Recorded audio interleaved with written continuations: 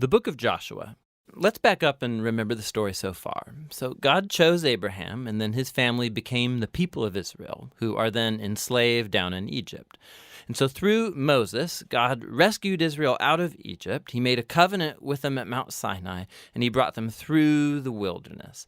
So Israel then camped outside the promised land, and Moses called them to obey God's commands so that they could show all the other nations what God is like. The book of Joshua picks up right after Moses has died, and Israel's ready to enter the land. So the story of Joshua is designed with four main movements. Joshua first leads Israel into the promised land, and then once they're there, they meet all this hostility from the Canaanites, and so they engage them in battle. Then after their victories, Joshua divides up the promised land as the inheritance for the 12 tribes, and then the book concludes with these final speeches that Joshua gives to the people. So let's dive in and we'll see how all of it flows together. The first section begins with Moses' death, and Joshua is appointed as Israel's new leader. And the author intentionally presents Joshua as a new Moses. So like Moses, Joshua calls the people to obey the Torah, which means the covenant commands that they were given at Mount Sinai. And then Joshua sends spies into the land, just as Moses did back in Numbers chapters 13 and 14, except it goes way better this time. In fact, even some Canaanites turn and follow the God of Israel. Joshua then leads all Israel across the Jordan River and into the land. Just like the sea parted for Moses in the Exodus, so here the river Jordan parts and the priests carry the Ark of the Covenant across, leading all Israel with them. Now, in chapter 5, the story transitions. So the people look back to their roots as God's covenant people, and so the new generation is circumcised and they celebrate their first Passover in the land. But then they turn and prepare to go forward. And Joshua has this crazy encounter with a mysterious warrior, who, it turns out, is the angelic commander of God's army. And Joshua asks, "Are you for us or are you for our enemies?" And the warrior responds, "Neither," which shows that the real question here is whether Joshua is on God's side. It makes clear that this whole story is not about Israel versus the Canaanites. Rather, this is God's battle, and Israel is going to play the role of spectators or sometimes supporters in God's plan, which leads to the next section.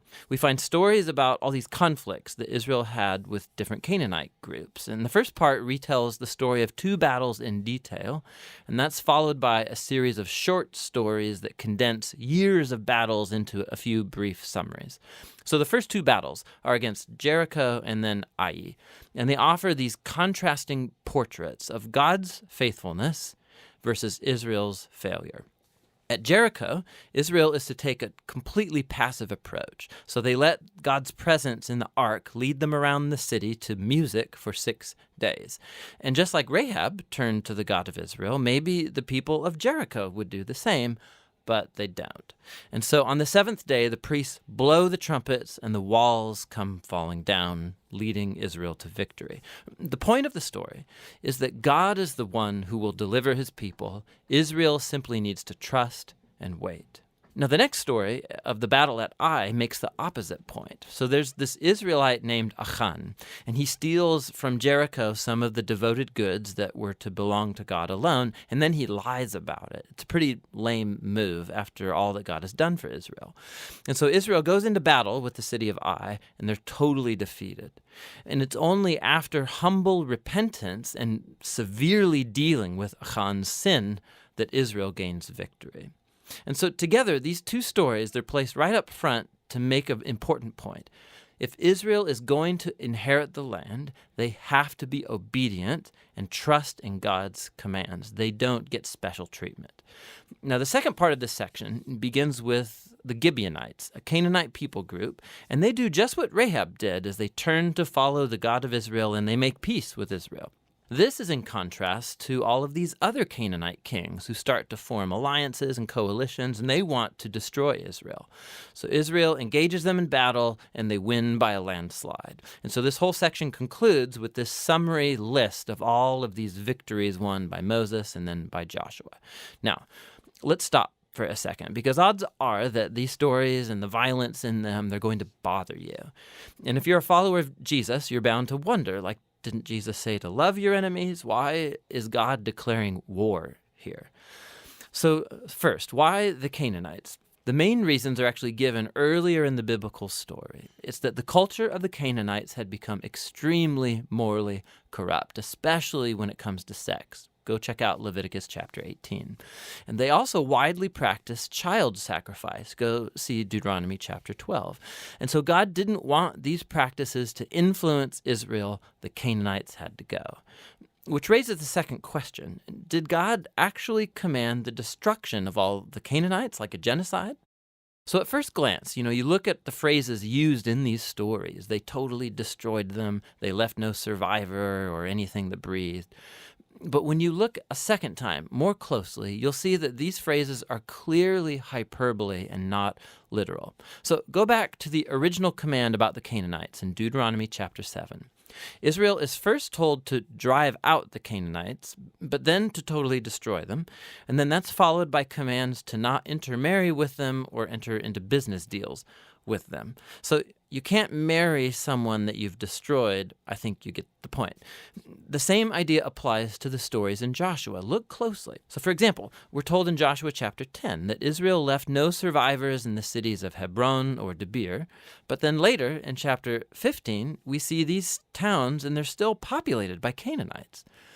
And so what we're seeing is that Joshua fits in with other ancient battle accounts by using non-literal hyperbolic language as part of the narrative style. And so the word genocide doesn't actually fit what we see here, especially in light of the stories about the Canaanites who did turn to the God of Israel, like Rahab or the Gibeonites. God was open to those who would turn to him. The last thing to think about is that these stories mark a unique moment in Israel's history. These battles were limited to the handful of people groups living in the land of Canaan. With all other nations, Israel was commanded by God to pursue peace. Go read Deuteronomy chapter 20. So the purpose of these battle stories was never to tell you, the reader, to go commit violence in God's name. Rather, they show God bringing his justice on human evil at a unique moment in history and how he delivered Israel from being annihilated by the Canaanites. Now, let's go back to the book's design. After years of battles, we see an aging Joshua, and he starts dividing up the land for the 12 tribes of Israel. And most of this section is like lists of boundary lines. And let's be honest, it's kind of boring. It's like reading a map that has no pictures. But for the Israelites, these lists were super important. This was the fulfillment of God's ancient promises to Abraham that his descendants would inherit the promised land. And so now it was all coming to pass right down to the detail, which leads to the final section. Joshua gives two speeches to the people that are very similar to the final speeches of Moses in Deuteronomy.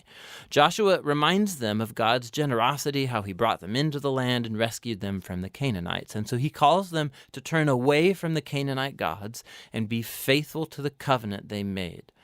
If they do, it will lead to life and blessing in the land. But if they're unfaithful, Israel will call down on itself the same divine judgment that the Canaanites experienced. They'll be kicked off the land into exile. And so Joshua leaves Israel with a choice. What is Israel going to do? That's the big question that looms as the story ends, and that's the book of Joshua.